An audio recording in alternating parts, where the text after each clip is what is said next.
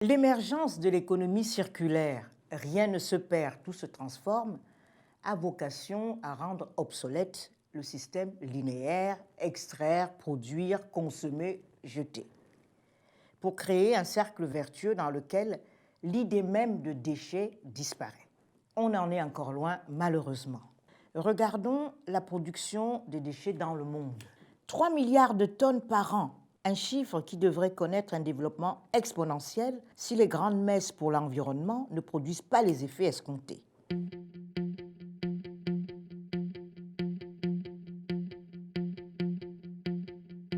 L'Islande produit 4,5 kg par jour et par habitant, les champions toutes catégories, loin devant les Américains. Les États-Unis, 2,24 kg, et l'Éthiopie a le taux le plus bas du monde avec 180 grammes. On le voit, plus un pays est riche, plus il produit des déchets. Ainsi, les pays à revenus élevés ne rassemblent que 16% de la population mondiale, mais génèrent plus du tiers, c'est-à-dire 34% des déchets de la planète.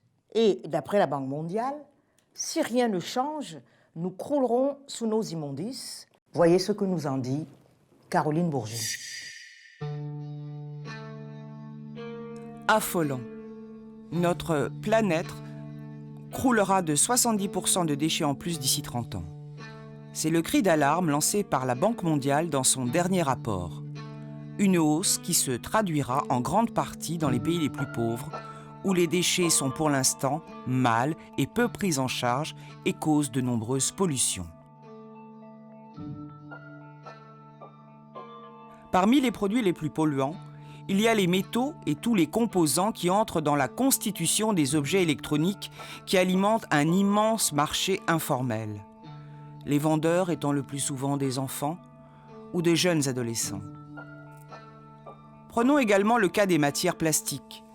Leur production de masse s'est accélérée à une telle vitesse qu'elle génère aujourd'hui plus de 8 milliards de tonnes sur notre planète. La plupart rassemblent des produits jetables. Il faut savoir que les matières plastiques prennent plus de 4 siècles pour se dégrader. La mauvaise gestion des déchets contamine les océans, obstrue les canaux d'évacuation des eaux, provoque des inondations, propage des maladies, des problèmes respiratoires, tue hommes et animaux et affecte le développement économique.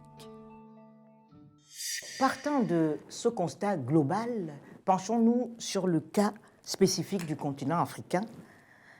Si elle n'est plus totalement la poubelle du monde, à l'instar de la Chine et au contraire de l'Asie du Sud-Est, l'Afrique a fort à faire pour gérer notamment les énormes stocks de déchets toxiques. Elle doit aussi relever le défi à travers des solutions innovantes. Retrouvons Caroline Bourget. En Afrique subsaharienne, seule une moitié des poubelles sont ensevelies.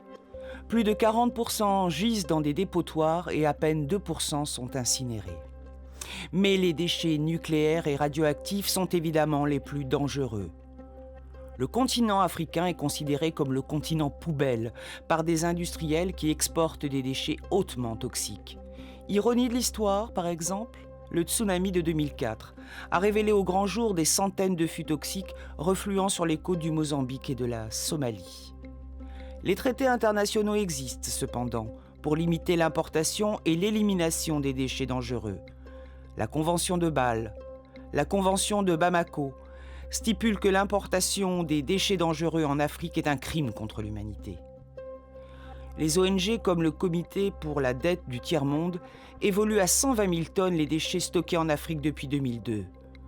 Sur le continent se développent des initiatives ingénieuses. Au Nigeria, par exemple, avec la start-up Recycler depuis 2012 à Lagos, pour le recyclage du plastique au Burkina Faso. En Mauritanie, avec AfriCompost. En Égypte, il y a le cas d'une innovatrice, Chériane El Agroudi, alchimiste des déchets. Et aussi encore au Cameroun, l'ancien footballeur Roger Milla a créé en 2005 sa fondation Cœur d'Afrique. 2 millions de bouteilles plastiques ont déjà été récupérées dans les villes de Douala et de Yaoundé. Une opération de recyclage qui transforme le plastique en pavé pour les routes du futur.